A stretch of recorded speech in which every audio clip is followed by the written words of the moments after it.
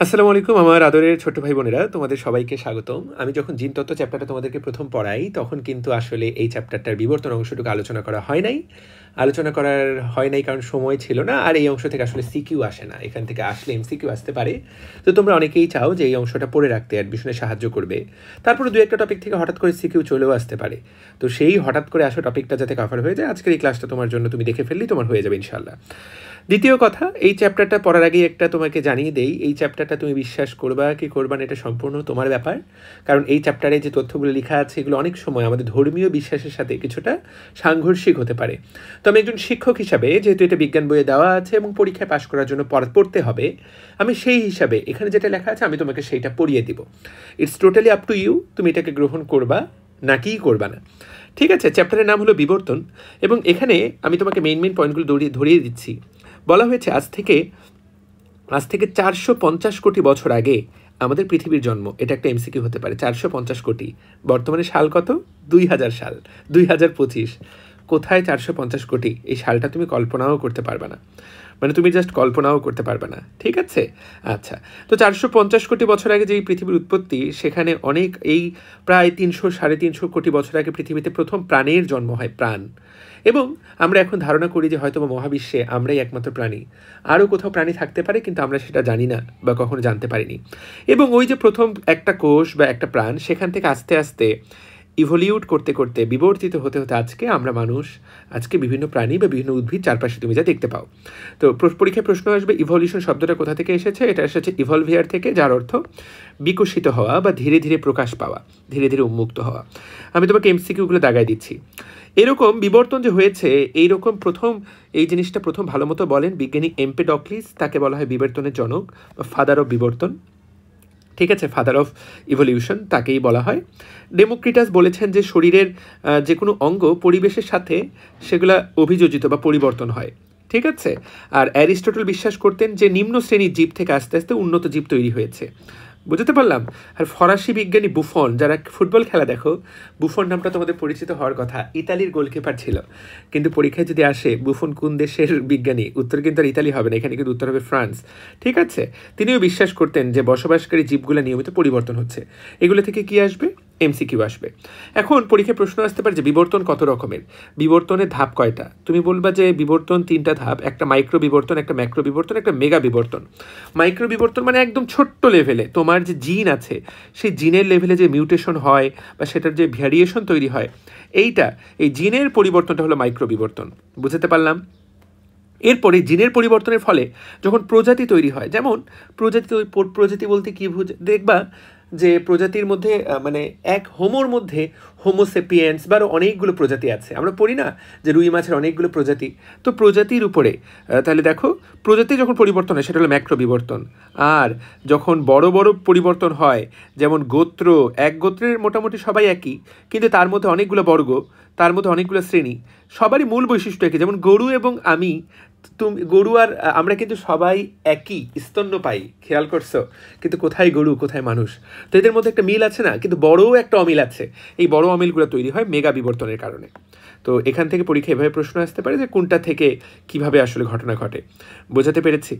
আচ্ছা, তো যাই হোক, বিবর্তন আবাসস্থলের উপর ভিত্তি করে বিবর্তন 3 রকম: অভিসারী বিবর্তন, অপসারী বিবর্তন, সমান্তরাল বিবর্তন। এগুলো থেকে কী বোঝায়, এগুলো থেকে কি প্রশ্ন আসবে? এগুলো থেকে আসলে এমসিকিউ আসার সম্ভাবনা নাই। তোমার যদি ভালো লাগে তুমি রিডিং পড়ে নিও, যেটা থেকে পরীক্ষা প্রশ্ন আসবে না সেটা আমি খুব একটা পড়াতে চাই না। এরপরে প্রশ্ন আসতে পারে যে বিবর্তন নিয়ে বিজ্ঞানীরা কী কী মতবাদ দিয়েছেন বা কী কী ধারণা। কী আসবে এখান থেকে? মূলত এমসিকিউ আসবে। যেমন প্রথম মতবাদ দেন বিজ্ঞানী ল্যামার্ক। তিনি অর্জিত বৈশিষ্ট্যের উত্তরাধিকার বা theory of inheritance of acquired character, এই মতবাদটা দেন।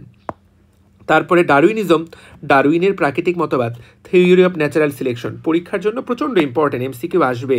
থিওরি অফ ন্যাচারাল সিলেকশন কে দেন, বা অর্জিত বৈশিষ্ট্যের উত্তরাধিকার মতবাদটা কে দেন, আমরা এগুলো ডিটেল পড়বো সামনে, চিন্তা করো না। নব্য ডারউইনিজম কে দিয়েছেন, বা আধুনিক সংশ্লেষ মতবাদ এটা কোথা থেকে আসলো, বা জার্মপ্লাজম মতবাদের প্রবক্তাকে, অগাস্ট ভাইজম্যান। প্রত্যেকটা এমসিকিউ আসবে। হুগো দ্য ভ্রেজের মতবাদের নাম কি? পরিব্যক্তি। এখানে 5টা মতবাদের নাম আছে, 4টা বিজ্ঞানী নাম আছে। ল্যামার্কের মতবাদের নাম অর্জিত বৈশিষ্ট্যের উত্তরাধিকার, ডারউইনের মতবাদের নাম প্রাকৃতিক নির্বাচন, জার্মপ্লাজম মতবাদ অগাস্ট ভাইজম্যান, এবং ভিজের মতবাদ পরিব্যক্তি। তোমাকে বললাম যে এটা থেকে এমসিকিউ আসবে, তোমাকে আমি বলে দিলাম।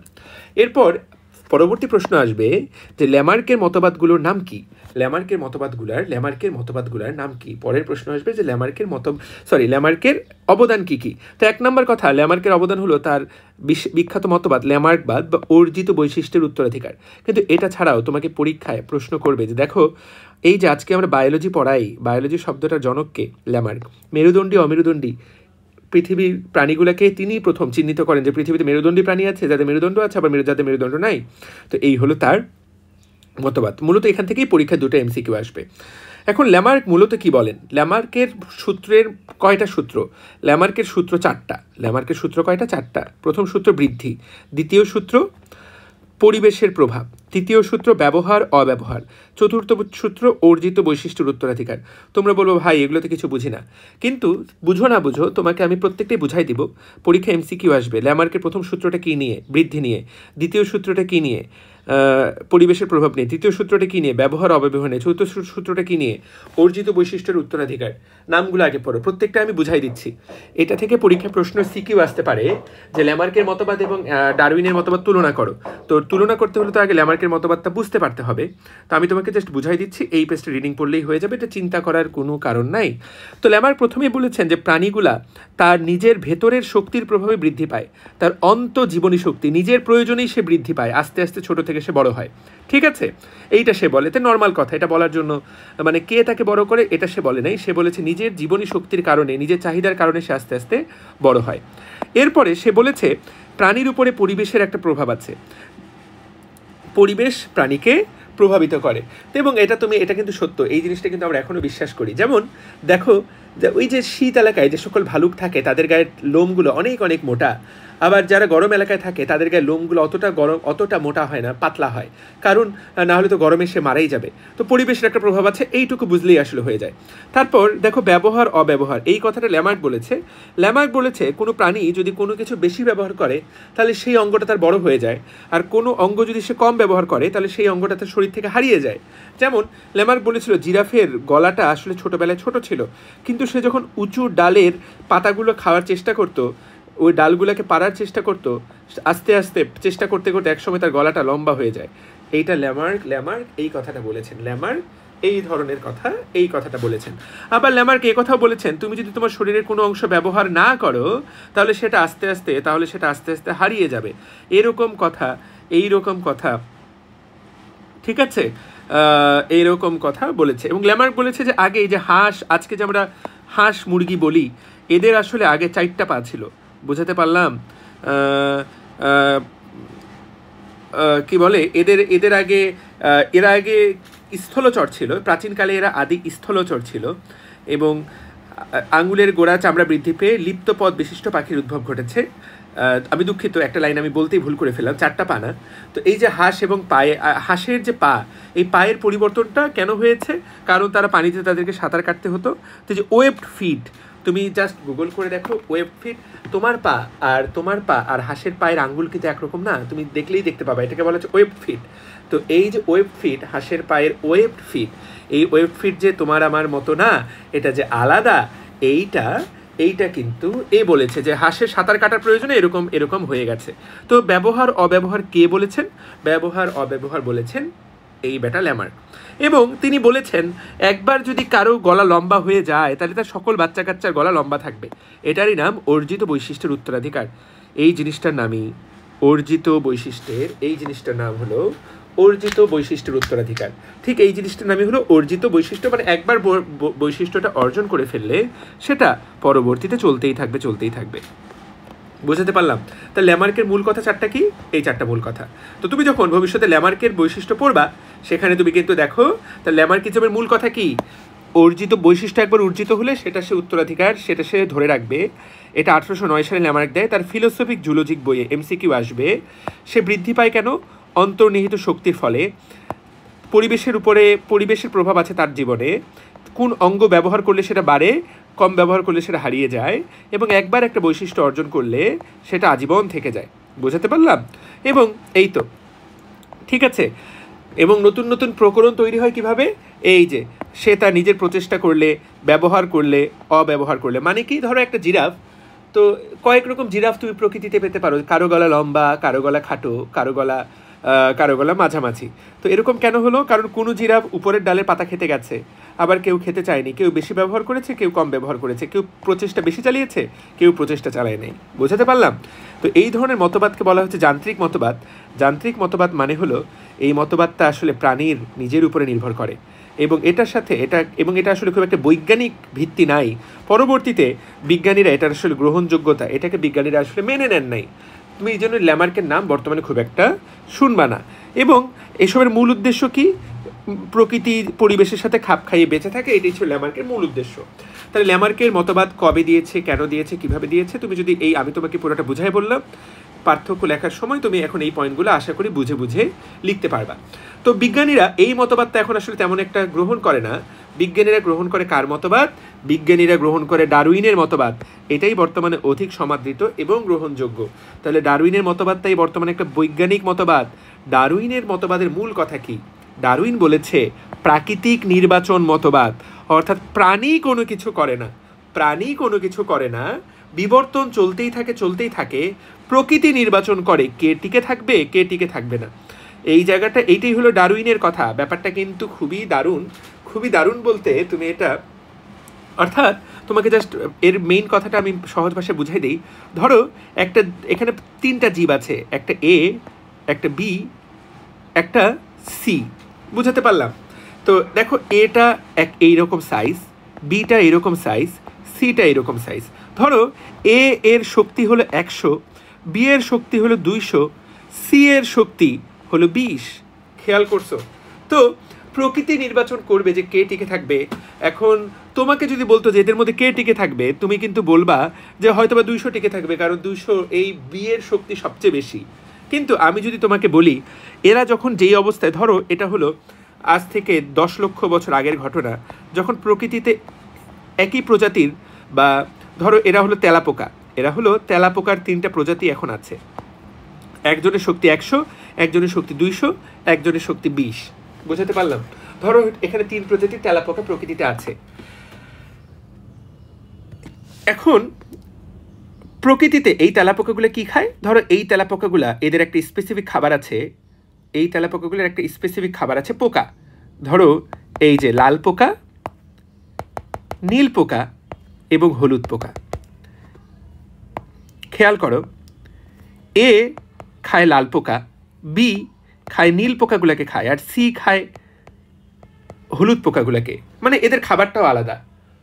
ধরো কোনো কারণে এই পোকাগুলা দুনিয়া থেকে মুছে গেল, সংখ্যা কমে গেল, বি পোকাগুলা দুনিয়ার থেকে সংখ্যা কমে গেল। ভাইয়া, যতই শক্তি থাকুক এ আর বি, সি তেলাপোকা টিকে থাকবে। এবং 10 লক্ষ বছর পরে প্রকৃতিতে তুমি শুধুমাত্র সি তেলাপোকাকেই দেখতে পাবা, তুমি এ আর বিকে দেখতে পাবা না, কারণ তাদের প্রকৃতিতে একসময় তাদের খাবার শেষ হয়ে গিয়েছিল, তারা আর দুনিয়াতে টিকে ছিল না। এইটাই ডারউইনের কথার মূল সৌন্দর্য। খেয়াল করো, তেলাপোকা কোটি কোটি বছর ধরে পৃথিবীতে টিকে আছে। অগ্নুৎপাতে ডাইনোসর হারিয়ে গেছে। ডাইনোসর একসময় পৃথিবীতে রাজত্ব করতো, একটা ডাইনোসর বেঁচে নাই।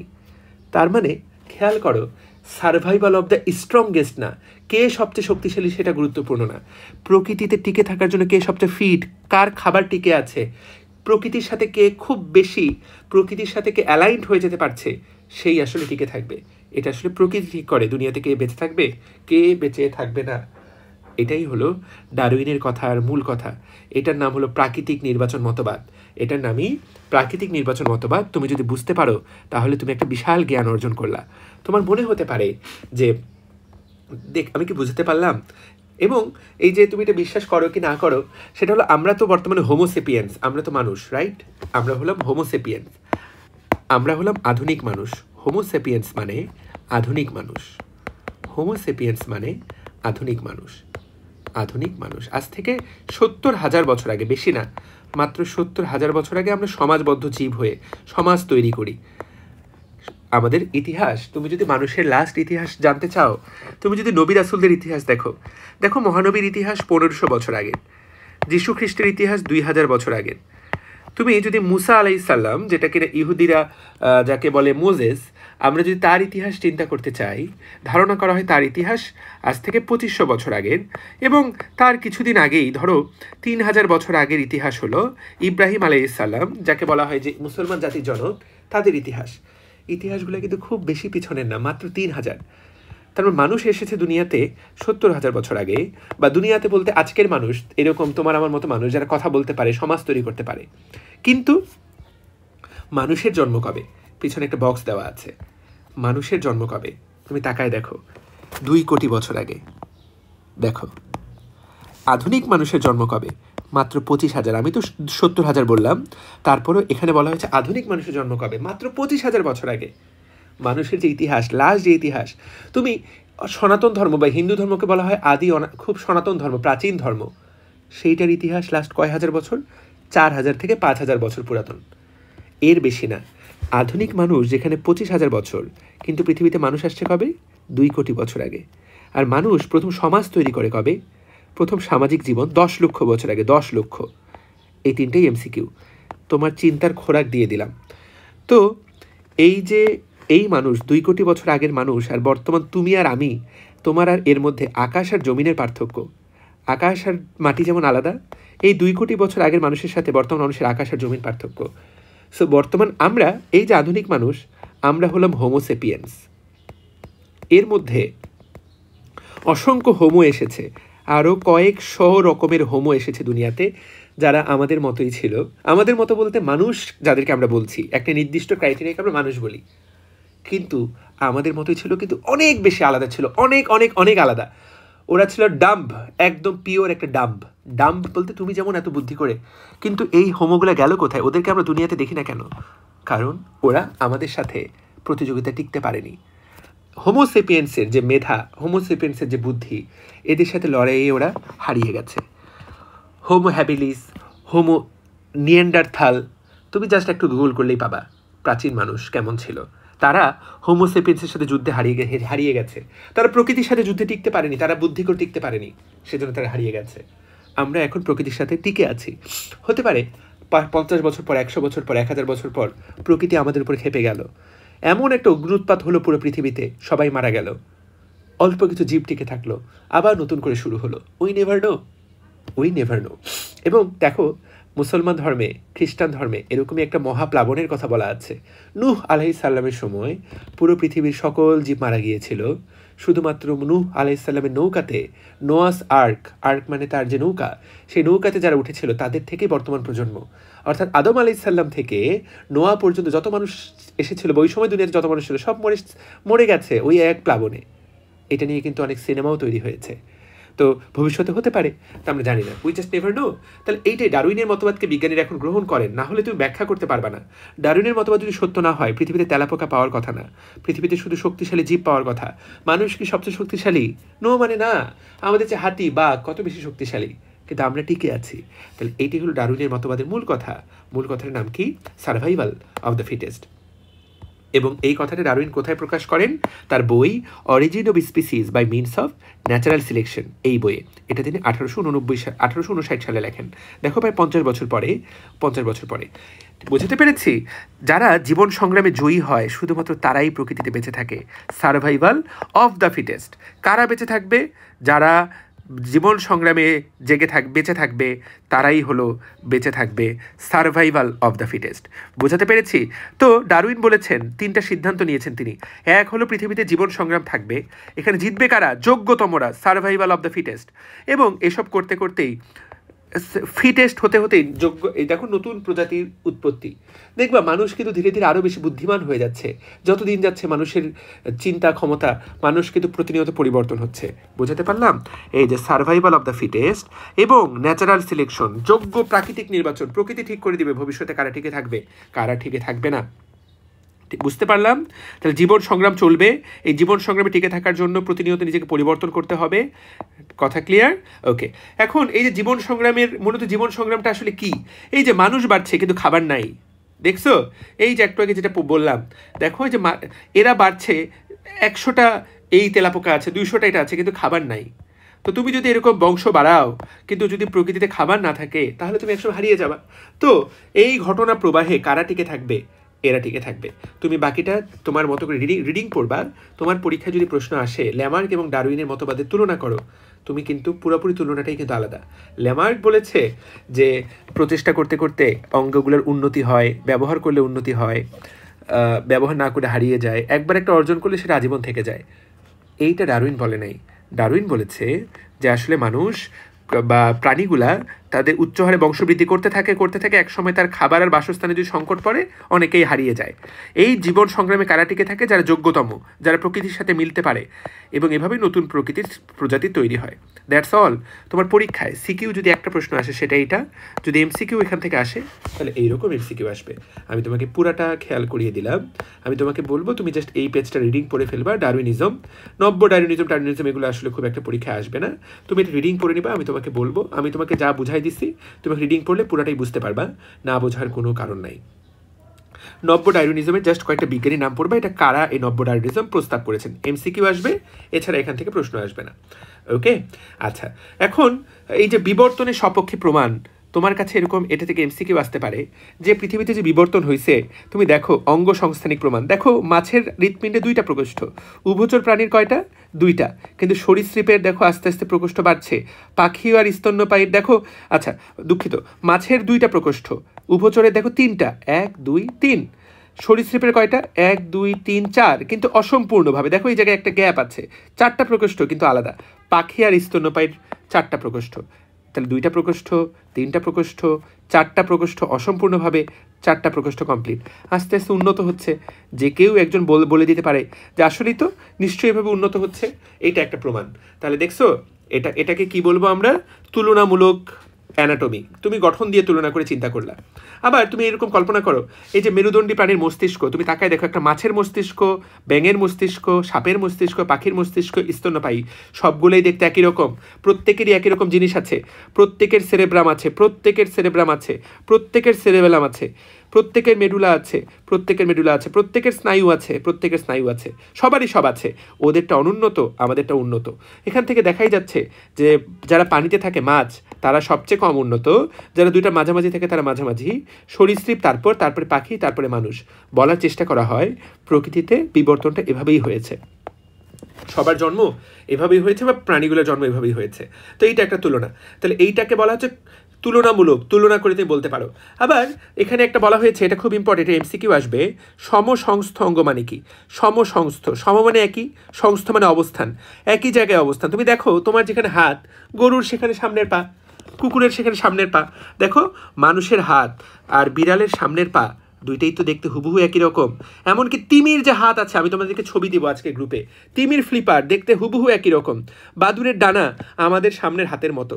ভাইয়া, যেগুলা দেখতে একই রকম, একই জায়গায় থাকে, সেগুলোকে বলে সমসংস্থ অঙ্গ, একই জায়গায়। এটা এমসিকিউ আসবে, বলে দিলাম। এই 5টা একে অপরের সমসংস্থ। আবার সমবৃত্তি, আরেকটা শব্দ আছে সমবৃত্তি। বৃত্তি মানে কাজ, সমবৃত্তি অঙ্গ। বৃত্তি শব্দের অর্থ কাজ। তোমাদের বৃত্তি বা পেশা কি? তো এরা কিন্তু একই জায়গায় থাকলেও এদের গঠন কিন্তু আলাদা।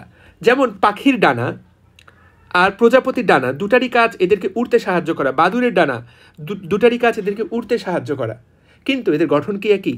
পাখির ডানার গঠন আর প্রজাপতির ডানার গঠন কি একই? বাদুরের ডানার গঠন কি একই? উত্তর হলো না। তার মানে যদি একই কাজ করে কিন্তু গঠন আলাদা হয়, তাহলে সেটাকে বলে সমবৃত্তি। কাজ একই কিন্তু গঠন আলাদা। তো এটা দিয়েও একটা আইডিয়া পাওয়া যায়। তবে এদের মধ্যে কিন্তু কোনো সম্পর্ক নাই, মানে সমবৃত্তির অঙ্গের মধ্যে কিন্তু কোনো, মানে এখান থেকে এটা আসছে, এখান থেকে এটা, এমন কোনো, এটা থেকে এটা আসছে, এটা থেকে এটা, এমন কোনো সম্পর্ক নাই। এটা জাস্ট এমসিকিউ এর জন্য তোমাকে মনে রাখতে হবে যে সমবৃত্তি অঙ্গ প্রকৃতিতে একই রকম কাজ করার জন্য অনেক রকম অঙ্গ থাকতে পারে। তো এরা একেবারে সমবৃত্তি অঙ্গ। তারপরে দেখো আস্তে আস্তে আমাদের শরীরে এখন অনেকগুলো অঙ্গ আছে যেগুলোর কোনো ব্যাখ্যা নাই। অনেকেই যারা নাস্তিক তারা বলে যে এই অঙ্গগুলো তাহলে আল্লাহ পাক আমাদেরকে দিল কেন?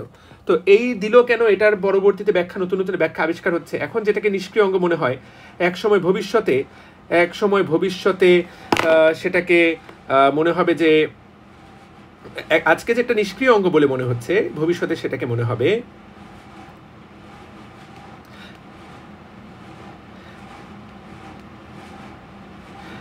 এক সেকেন্ড দাঁড়াও, একটা ছোট লাইন।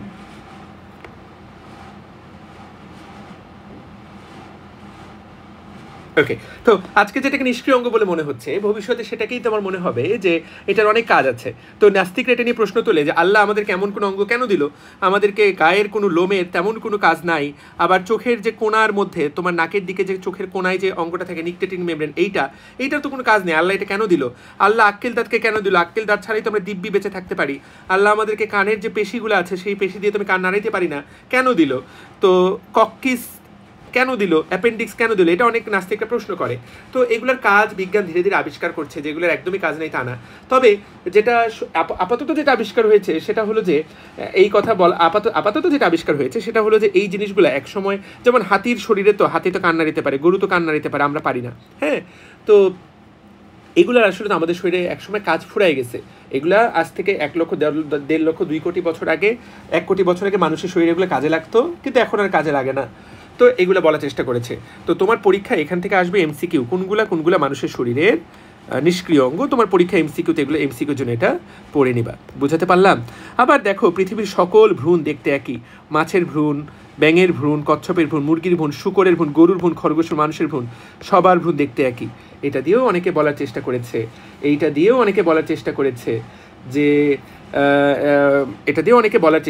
যে কি বলে, পৃথিবীর সব কিছু এক জায়গা থেকে আসছে। তো আমরাও এটা, যারা আমরা ধর্মে বিশ্বাস করি, আমরা বলি হ্যাঁ আল্লাহ পাক বানিয়েছে, সব কিছু একইভাবে বানাবে, দুইভাবেই তুমি ব্যাখ্যা করতে পারো। বুঝতে পারলাম? তারপর এখানে এমসিকিউ আসবে। দেখো, আজকের যে আধুনিক ঘোড়া, সেই আধুনিক ঘোড়ার খুর দেখো কিভাবে বিবর্তিত হয়েছে, কিভাবে আধুনিক ঘোড়ার খুর। তো পরীক্ষার জন্য তোমাকে 2টা কথা পড়তে হবে। আধুনিক ঘোড়ার নাম কি? তোমাকে আধুনিক ঘোড়ার নাম সবার আগে মনে রাখবে ইকুয়াস, এইটা পড়বা। ইকুয়াস আসছে কোন জায়গা থেকে? ইও হিপ্পাস থেকে। এই 2টা এমসিকিউর জন্য আপাতত এইটা পড়বা। আর ইকুয়াসের ঠিক আগের নামটা কি? প্লেসি হিপ্পাস। এই 2-3টা এমসিকিউর জন্য পড়ো। পুরাটা যদি মুখস্থ নাও রাখতে পারো, এই কয়েকটা পড়ো। ওকে, বুঝাতে পারলাম? আচ্ছা, এরপর এখন তোমরা তো অনেকেই বলতে পারো, বা যে কেউ তো বলতে পারে, আচ্ছা ভাইয়া আপনি বলছেন যে ধরেন আপনি তো বিবর্তন মানে কি, এইটা থেকে আলটিমেটলি এই গোল জিনিসটা আসছে বিবর্তন হয়ে, তার মানে তো ভাইয়া এই 4 কোণাটা থেকে গোল হতে এমন তো কোনো কিছু একটা আমাদের পাওয়া উচিত যেটা দেখতে এরকম, আস্তে আস্তে সেটাই তো গোলে পরিণত হয়েছে, তাই না? একবারে তো কেউ ডিরেক্টলি গোল হয়ে যেতে পারে না। তো এই যে মাঝের যে জিনিসটা, এটাকে কি বলে? এইটাকে বলে কানেক্টিং লিঙ্ক বা সংযোগকারী সূত্র। তো ভাইয়া অনেকেই বলার চেষ্টা করে যে আমাদের আদিম পুরুষগুলো বানরের মতো ছিল, এক্স্যাক্টলি বানর না, বানরের মতো ছিল, সেখান থেকে আধুনিক মানুষের জন্ম। তাহলে ভাইয়া এমন তো কিছু মানুষ থাকা উচিত যারা কিনা অনেকটা বানর প্লাস মানুষের মিশ্রণ থাকা উচিত, এবং এইগুলা থাকে না বলেই তো আমরা ধরো এখনো এই থিওরিটাকে পুরোপুরি বিশ্বাস করি না। তো এটার বিজ্ঞানীরা যারা ব্যাখ্যা দেন সেটা হলে কানেক্টিং লিঙ্কগুলো দুনিয়াতে ছিল, কিন্তু তারা দুনিয়াতে টিকে থাকতে পারেনি। এই যে আমরা বললাম, তারা মানুষ এবং বানরের সাথে পেরে ওঠেনি, তারা দুনিয়া থেকে হারিয়ে গেছে, তারা হয়তো বা ফিটেস্ট ছিল না বেঁচে থাকার জন্য। এইদেরকেই বলে মিসিং লিঙ্ক। তো বিজ্ঞানীরা এই মিসিং লিঙ্ক খোঁজার প্রচণ্ড চেষ্টা করে যাচ্ছেন, প্রচণ্ড চেষ্টা করে যাচ্ছেন, এবং তারা একটা খুঁজে বের করতে সফল হয়েছে। কিরকম? এইটার নাম আর্কিওপটেরিক্স। এইটার নাম হলো আর্কিওপটেরিক্স। নামটা দেখো, টেরিক্স শব্দের অর্থ, টেরিক্স মানে ডানা, যার ডানা থাকে তার নাম টেরিক্স। আর্কিও মানে প্রাচীন, তার মানে কি এটা আসলে প্রাচীন পাখি। তো বিজ্ঞানীরা বলেছেন এই আর্কিওপটেরিক্স দেখতে কিসের মতো ছিল জানো? এই দেখো, আর্কিওপটেরিক্স দেখতে তাদের ডানা ছিল ঠিক আছে, কিন্তু মুখটা ছিল সাপের মতো, মেরুদণ্ড ছিল। তো আসলে এই আর্কিওপটেরিক্স প্রাচীন পাখিটা দেখতে একসাথে সাপ এবং পাখির মিশ্রণ। আর্কিওপটেরিক্স একই সাথে সাপ এবং পাখির মিশ্রণ। দেখো, তার মধ্যে সাপের মতো দেখো তো 20টা কশেরুকা ছিল, সরীসৃপ বা গুই সাপের মতো লম্বা লেজ ছিল, এমনকি দেহে আইস ছিল। বুঝাতে পারলাম? পাখির দেহের হাড্ডিগুলোর ভিতরে বাতাস থাকে, এর ভেতরে হাড্ডিগুলো ছিল পুরু, মানে ভেতরে কোনো ফাঁপা ছিল না। এদের দাঁত ছিল সাপের মতো, গুই সাপের মতো, এদের 3টা করে আঙুল ছিল, এদের মস্তিষ্কের গঠনটা অনেকটা সরীসৃপের মতো ছিল। আবার পাখির মতো কি ছিল? পাখির মতো এদের গায়ে পালক ছিল, অনেক জায়গায় পালক ছিল।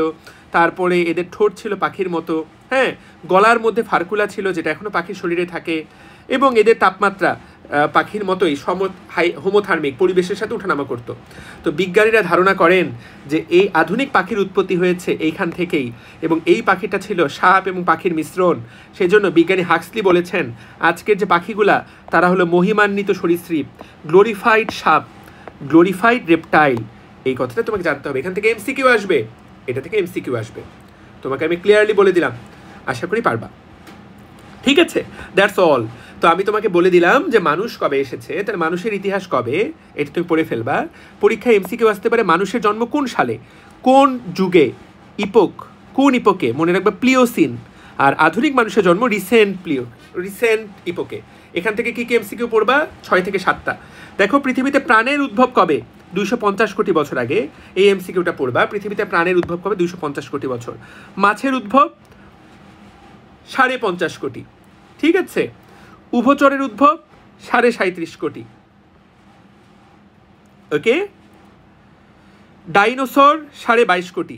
পৃথিবীতে ডাইনোসরের প্রাধান্য এবং বিলুপ্তি 13.5 কোটি। কয়েকটা যদি পড়তে চাও পড়তে পারো, পরীক্ষা প্রশ্ন আসবে। ডাইনোসর বিলুপ্ত হয় কোন যুগে? ক্রিটেশাস। আর ডাইনোসরের উদ্ভব হয় কোন যুগে? ট্রায়াসিক।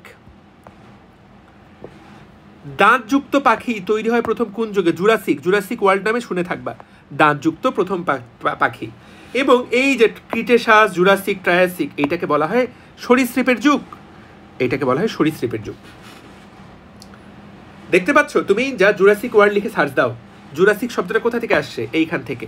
এই সময় পৃথিবীতে অনেক ডাইনোসর ছিল, কিন্তু মূলত ক্রিটেশাস যুগে পৃথিবীতে অনেক বেশি ডাইনোসর ছিল, এবং সেই যুগে একটা ভয়াল অগ্নুৎপাত হওয়ার কারণে ডাইনোসরগুলো বিলুপ্ত হয়ে যায়। দেখতে পাচ্ছ? ওকে, পারা যাবে? এই তো মানুষের উদ্ভব, এই কয়েকটা থেকেই পরীক্ষায় প্রশ্ন আসবে, এর বাইরে কোনো প্রশ্ন আসবে না। That's all. প্রিয় ভাই ও বোনেরা, আমি তোমাকে যা যা পড়িয়ে দিলাম এর বাইরে আর কোনো প্রশ্ন আসবে না। তুমি জাস্ট এখন দেখো, আমি তোমাদেরকে দেখাচ্ছি যে এই চ্যাপ্টার থেকে তাহলে কী কী এমসিকিউ আসবে, সবগুলোই উত্তর করতে পারবা। এখান থেকে যে প্রশ্ন আসবে, প্রশ্ন মূলত 2টা আসবে। তুমি তাকায় দেখো, এখান থেকে প্রশ্ন আসবে 2টা। ল্যামার্ক এবং ডারউইনের মতবাদ তুলনা করো, অঙ্গ সংস্থানিক প্রমাণ বর্ণনা করো। অঙ্গ সংস্থানিক প্রমাণ মানে কি? বিবর্তনের পক্ষে প্রমাণ। বিবর্তনের পক্ষে অঙ্গ সংস্থানিক প্রমাণ কোনটা? যেটা আমরা পড়লাম, বিবর্তনের পক্ষে ভ্রূণতাত্ত্বিক প্রমাণ, অঙ্গ সংস্থানিক প্রমাণ। হেডলাইনের দিকে তাকাও। অঙ্গ সংস্থানিক প্রমাণ কি কি থাকবে এর ভিতরে? পয়েন্ট তুলনামূলক, 2টা হার্টের প্রকোষ্ঠ, ব্রেন, সমসংস্থ অঙ্গ এবং নিষ্ক্রিয় অঙ্গ, এই 3টা মিলে অঙ্গ সংস্থানিক প্রমাণ। মূলত অতীতের প্রশ্নে এই টপিক 2টা থেকে প্রশ্ন আসছে, আর কোনো প্রশ্ন আসেনি। এখান থেকে আর কিছু তোমার পার্থক্য আসতে পারে, সমবৃত্তি অঙ্গ আর সমসংস্থ অঙ্গ, আমি তোমাকে এটা বুঝাই দিলাম। ঠিক আছে, ওকে। তারপরে ডারউইনবাদ নিয়ে প্রশ্ন আসতে পারে, জাস্ট পড়ে ফেলবা। আর্কিওপটেরিসের পাখির বৈশিষ্ট্য কি বলে দিলাম, পারবো। আর্কিওপটেরিসের পাখির বৈশিষ্ট্য পারবা। অপসারী বিবর্তন, এগুলো খুব একটা ইম্পর্টেন্ট না। কানেক্টিং লিঙ্ক আমি তো তোমাকে বুঝাই দিলাম, পারবা। আমি যেগুলো দাগাই দিলাম এগুলোই পড়বা। সংযোগকারী যোগসূত্র, নিষ্ক্রিয় অঙ্গ, প্রত্যেকটাই তোমাকে পড়াই দিলাম। এটা তোমাদের প্র্যাকটিস শিটের মধ্যেই সব দেওয়া আছে। ঠিক আছে, বোঝাতে পেরেছি? ল্যামার্ক বা ডারউইনবাদের পার্থক্য পারা যাবে। তাহলে Darwinism, survival of the fittest বলতে কী বুঝো, এরকম প্রশ্ন আসতে পারে, এগুলাই প্রশ্ন আসবে। That's all from here. তুমি এখন দেখো পারবা, সবগুলাই পারবা। বিবর্তনের ধাপগুলো কী কী, বিবর্তনের ধরন কী কী, বিবর্তনের মতবাদগুলোর নাম, ল্যামার্কের মতবাদ, A to Z তোমাকে পড়াই দিলাম। সো আমি তো কিছুটা হাঁটাচলা করতে কষ্ট হচ্ছিলো বলে ক্লাসটা আমি এভাবে শ্যুট করলাম, কিন্তু ক্লাসের কোয়ালিটি স্মার্ট বোর্ডের পড়ে আর যাই পড়েই আমিই পড়াচ্ছি। তো যারা ক্লাসটা করবা আমাকে জানিয়ে দিও। সবার জন্য ভালোবাসা রইল। কোনো প্রশ্ন থাকলে আমাকে ডিসকাশন গ্রুপে বা ডিএমসি ড্রিমার্স গ্রুপে আমাকে